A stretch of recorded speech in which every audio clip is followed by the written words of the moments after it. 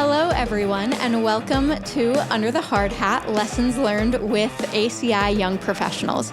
I'm Rebecca Helt, Marketing and Events Manager here at ACI, and I am also your series host for this podcast designed to take lessons learned from our industry leaders and pass them on to the next generation.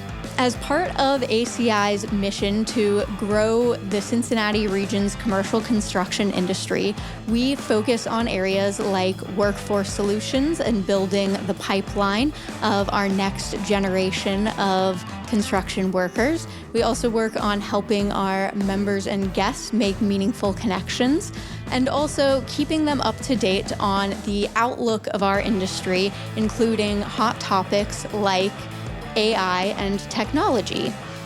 One person who knows plenty about outlooks for the future is today's guest, Messer's Senior Vice President and COO, Steve Bastard, and he is going to be having a conversation with ACI Young Professional Committee Vice Chairman, Dylan Lyon, and he is the pre-construction and drone lead at Bray Construction.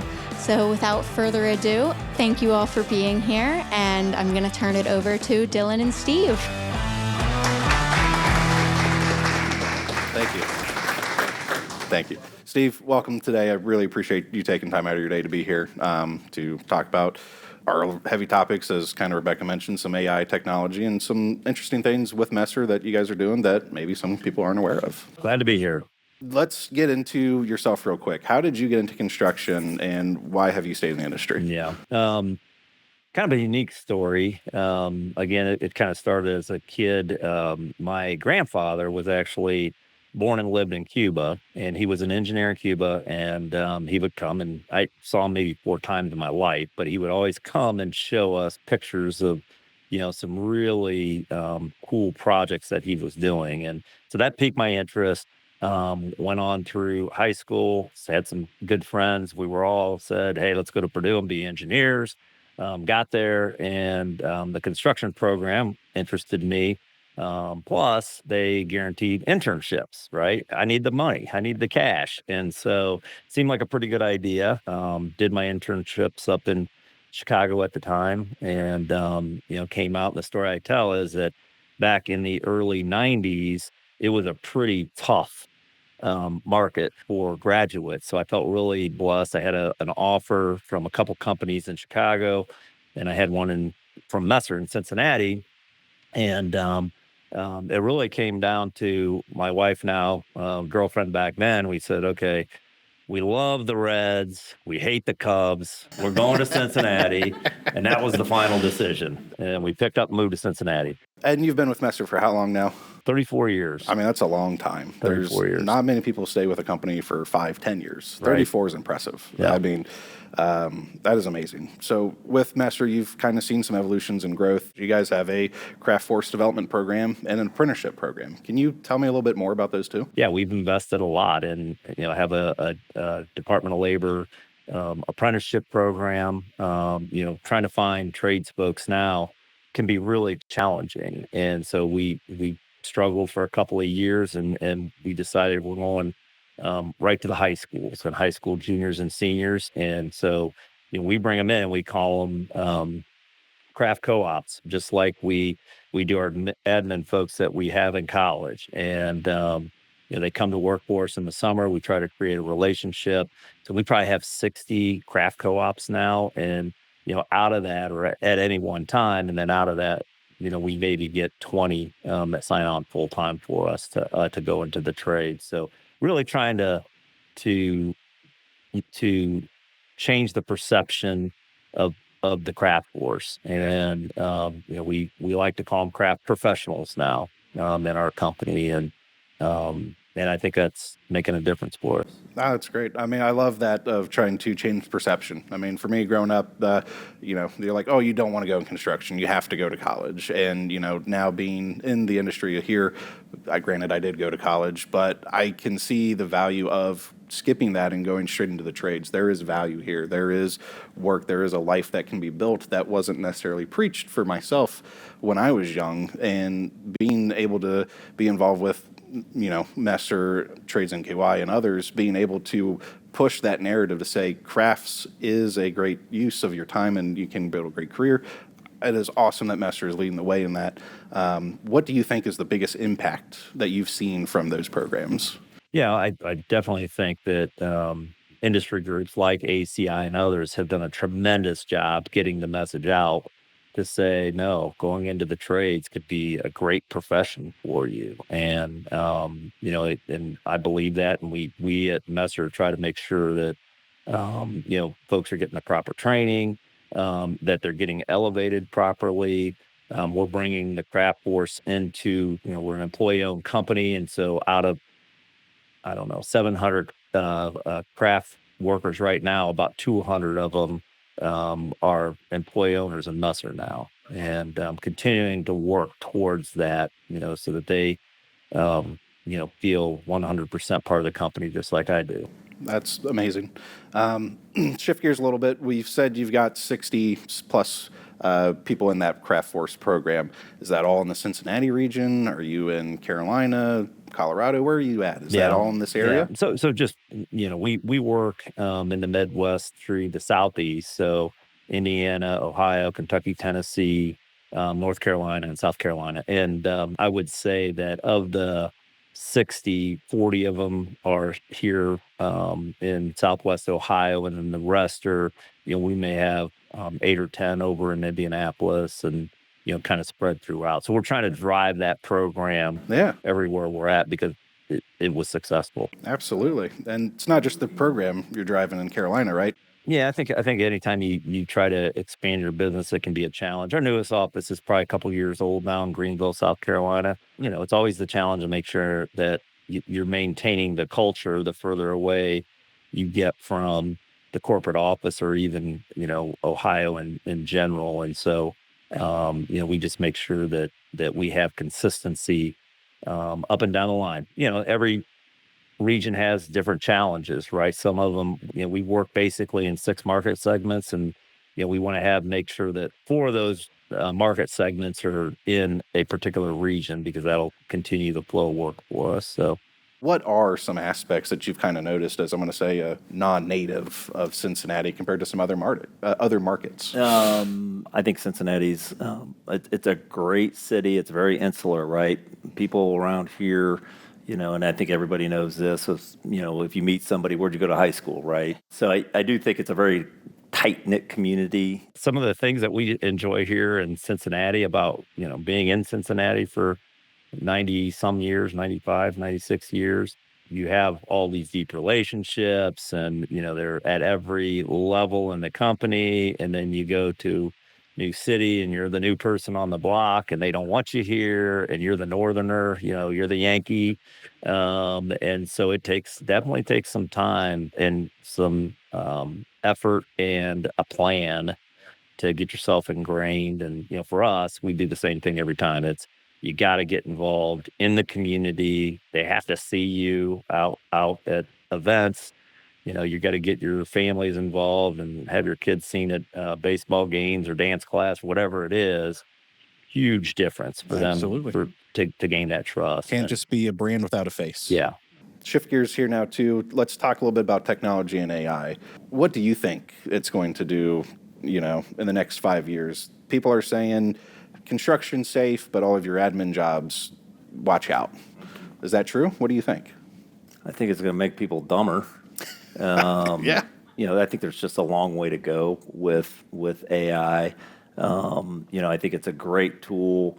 I don't necessarily see it taking people's jobs because it can't think strategically. I question some of the responses that I get from it. We certainly at Messer are piloting different programs. I think the challenge is that, I could give you some examples where, if we're piloting 3 programs and then, and let's say it's, $90,000 a year, to take on one of these programs. 3 months later, I sit in a meeting and somebody says, well, we could do an orchestration platform and build that in-house for $10,000, and you'll probably get 80% of the value that you would have gotten out of that third-party program. So I guess my whole point is it changes so fast, it's hard to keep up with it. I want it to make us more efficient. Yeah. I don't want it to reduce. People will say that, and they will. It's kind of comical a little bit because people will say in our own company, hey, I want to use AI for this, and I want to use AI for that, and I'm like, okay, well, great, that's awesome. It'll make you way more efficient. So now you can run 2 projects instead of 1 project. Well, no, I can't. I'm not doing that, right? It's not making me that much more efficient. Sure. So I think it's just a challenge. It's learning. Everybody's going through the same process. We just want to find a good fit for it, right? And how it's going to add value to our employee owners and to our shareholders and make us more efficient. If it can make us more accurate, that's great too. But just kind of be on the leading edge, but not the bleeding edge. So. And kind of circling back to you as a COO and a top leader, you've done a lot experiencing, throughout Messer and developing teams. What certain qualities are you looking for when you're trying to build out a new team or adding to your team? Yeah, I'm just looking for folks that have the aptitude, they have the energy and they have the perseverance to contribute to the team. I would rather have the person that wants to go get it done than just the perfect skill set. As much as we're building buildings, we're building leaders every day. What would you say is kind of the most impactful skill that you may have learned within your 34 years at Messer? It's a challenging business, and people will say, boy, this is a really challenging business. I'm like, I think every business is challenging, right? Every profession has issues and challenges that they have to deal with. And, what I found is that, if I don't deal with it immediately, I go home and think about it. And I hate it on Fridays because I'm thinking about it for 2 days, right? And I don't like that. And so, what I've learned is that you hit those head on, and guess what? In 35 years, we've figured out every single one of them and continued to grow the company. And, that's kind of what I've learned is that, we'll figure out those problems. It's just how to balance everything else in your life at the same time that you got to think about. Every problem is not career defining, right? You used to, when you're young, you think, man, I screwed this up. This is career defining for me.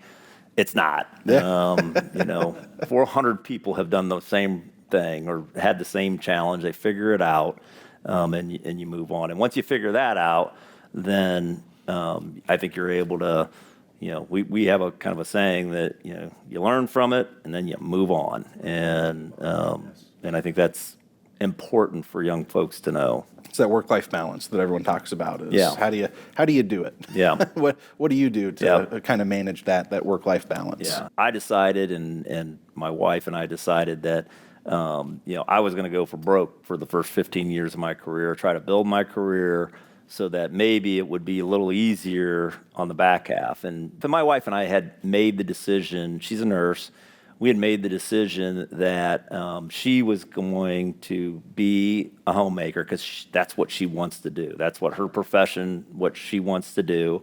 And then, if she wants to go back to nursing later in her career, which she did, this is what we're going to do. So, of course, I'm just thinking about myself, right? And so, we have our second child in Cincinnati. She worked up at Bethesda North, and I decided that we were moving 2 days after she had the baby, right? And I didn't plan it that way necessarily, but that's how it worked out. That's a short window, It did not work out really well. I think that a lot of young folks have to think about this is, career, family, work-life balance. How do you want this to work? 2 days after my second kid was born, I was up in Columbus working every day, right? I knew that once I got to a spot where I wasn't managing on-site projects day to day, I was still going to have a lot to do, but I had a little bit more flexibility. And, by the time my kids got to high school, that's what it was. So I didn't miss my kids' sports. I would, if I had to take them to practice, I'd drop them off. I'd go up to the Panera and set up my computer, work, go back and pick them up. So that's but other people think differently, right? They would rather have more of a balance in their life for the first 15 years of their career. I think what you were saying is, this is what I want, and you were pretty clear with that. Yeah. Setting goals and being confident with your decisions, I think, matters a ton. What would you say is the most positive changes, or what are some positive changes you've seen in the industry from when you first started to where it is today? Just the professionalism of how the crafts folks are treated, the level of training that they get, how they're included in the conversations about how we're going to plan a project, how we're going to build a project. It's not us and them. It is, hey, this is the team that is going to get this done. So I think that's a big change. And then obviously, technology has been a big change, which a lot of people don't like technology. I think technology is great. I think, for communications wise, you probably don't have this experience, but when I grew up, we didn't have these phones, and I'm not as close to my family as my kids are to me, right? Sure. I can feel my phone buzzing, and I guarantee you, it's one of my daughters or something sending me a text right now telling me something really stupid, or sending me, I didn't do that. I called home on the holidays, and that was it. And so I think just being able to communicate quicker, and I think it's a great thing. Yeah, both for family and for family and for business. And for business, Yeah. Absolutely. Is there anything in the construction industry that you would want changed? I know we've talked a lot about the perception of the crafts force and the construction industry, just kind of being more professionals, being more at the table for some conversations. Is there anything else? I also think that it's a change that's happening where, GCs and CMs are not treating trade partners like commodities. Owners are not treating GCs and CMs as a commodity, and differentiating between, folks that have a skill set to do the work, and folks that are just have a really low price. And so Sure. I think that's happening now. I see it more and more. We win more projects based on the staff that, the level of quality of the staff we put on a project, our experiences, and I know for a fact that our teams, when they can, they're always pushing for the folks that they think are most qualified trade partners for our projects. So. And that doesn't always necessarily mean the lowest bidder necessarily. It right? doesn't, absolutely. I mean, and so I think that's a change that's been happening over the last 3 or 4 years, which I think needs to continue on. And the people in our industry have a chance right now, right? Because the demand for our services is greater than the supply. And so there's no reason that we should be beating ourselves up or against each other. Absolutely. Relationships are important, not only with those internally, but with Messer, you manage others as well. How does your relationship with some subcontractors that, work that Messer doesn't self-perform, how do you manage that? I have great relationships still with the subcontracting community. And, I never really kind of thought of them as subcontractors. I thought of them as partners on our projects to get these projects built. And we were fortunate enough to work on projects where, we had to be an integral team. Did 2 true IPD projects when I was in Indianapolis, and they were the most fun projects that, we were working with the trade partners. They were in it with us. We were sharing, any kind of profits, any kind of losses, reputation, and those projects went fantastic and ton of fun. So I think it's like when you're in it together, and you have the same goals and you're not siloed, it's amazing, how well things can go and how you solve problems when instead of pointing fingers at each other, it's like your problem's my problem. We need to solve this. When I came up, my first project as a project manager would have been an absolute failure if I didn't have, a great superintendent and rock star carpenter foreman and labor foreman. I made sure they liked me, so they wanted to help me. So that cost a lot of beer, that cost a lot of late nights for me, but, built that relationship, and those they just knocked it out of the park. What's one thing you learned the hard way that would have made your life so much easier if you had known it at the beginning of your career? I would say, and this would have been hard to know at the beginning of my career, but having really solid processes and actually following those processes and staying disciplined to them brings a much better chance of success when you're not doing that. And so that is something that I try to make sure and communicate, that operational excellence is being about follow the processes, have good processes, follow them, and then think strategically, because there's a lot of common sense that goes into it. You can't just follow the processes and be successful, but if you don't follow the processes, I guarantee you won't be successful. Absolutely. You gotta have a little bit of common sense. You gotta think about it. You can't just go full steam ahead and say this is how we do it. Right. It can challenge and can vary. Before our rapid fire round here, we're going to take a quick moment to say thank you to our sponsors. Hello, it's me again. Wanted to say a quick thank you to our sponsors. First, to our streaming sponsor, Pioneer Cladding and Glazing. Pioneer is committed to bringing visions to life in the construction industry and is proud to support the vision of Under the Hard Hat. We'd also like to thank our supporting sponsors, Beacon Electrical Contractors, Blue & Co., MSP Design, Turner Construction, and Skanska. If you are interested in becoming an Under the Hard Hat sponsor, please reach out to marketing@aci-construction.org. That's it, and I'll turn it back over to Dylan and Steve for the rapid fire round. For those that are unfamiliar, rapid fire, we're going to kind of do a this or that or certain topic. We're not going to think about it, Steve. I'm going to say 2 words or a few here, and you got to give me your initial response to those. All right. Skyline or Gold Star? Skyline. Morning or afternoon meetings? Morning. Yellow or orange high-vis? Orange. New build or renovation? Definitely new build. Bluebeam or Adobe? Bluebeam. Virtual or in-person meetings? In person. Bengals or Reds?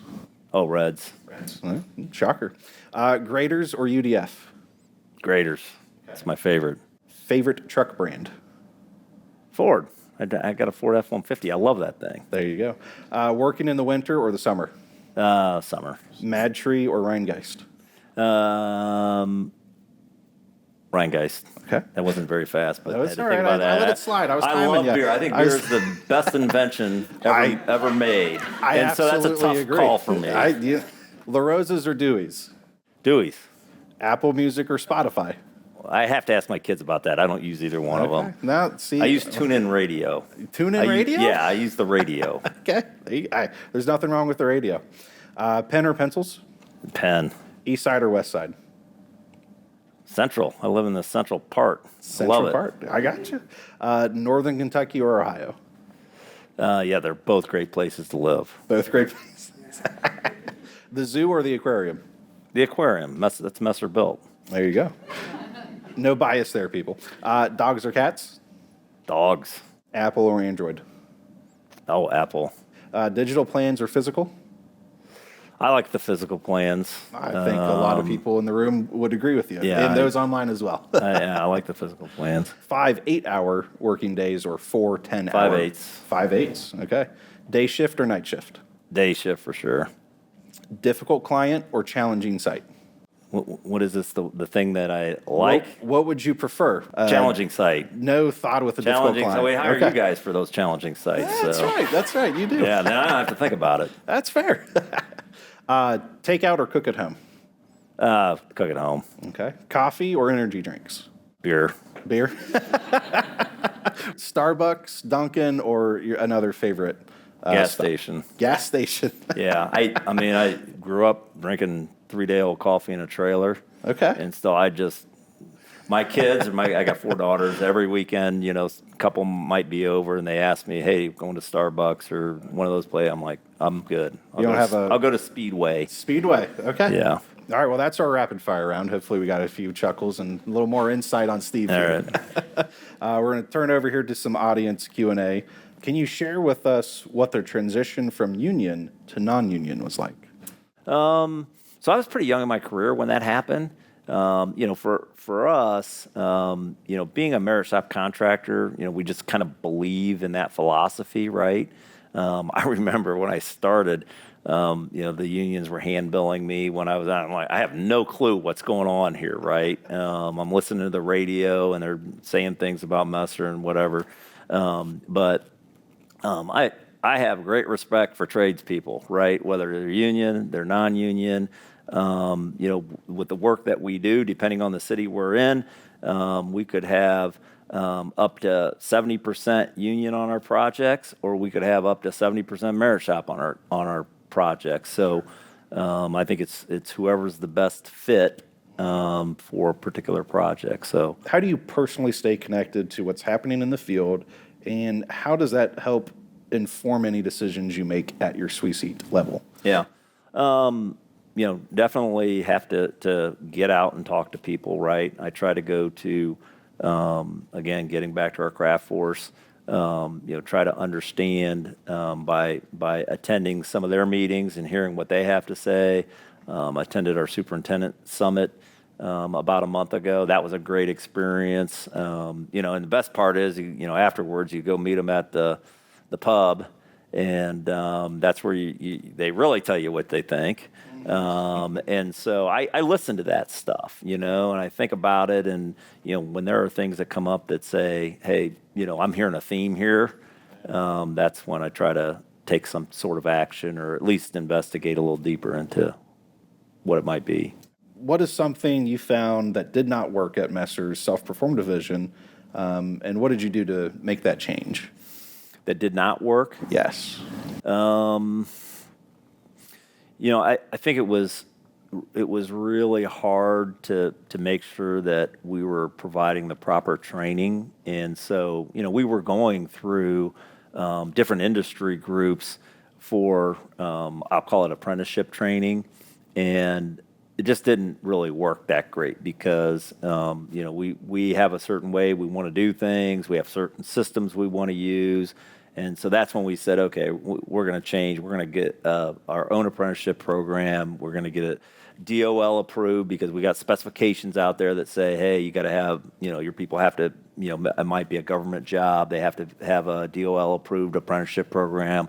So we did that. And so that was a change that we made because, we just didn't feel like it was, it was fine training, but it wasn't a fit for us. It could be better. It could be different. Yeah, it could be different, more applicable to what we do. What's the best piece of advice that you've received in your career?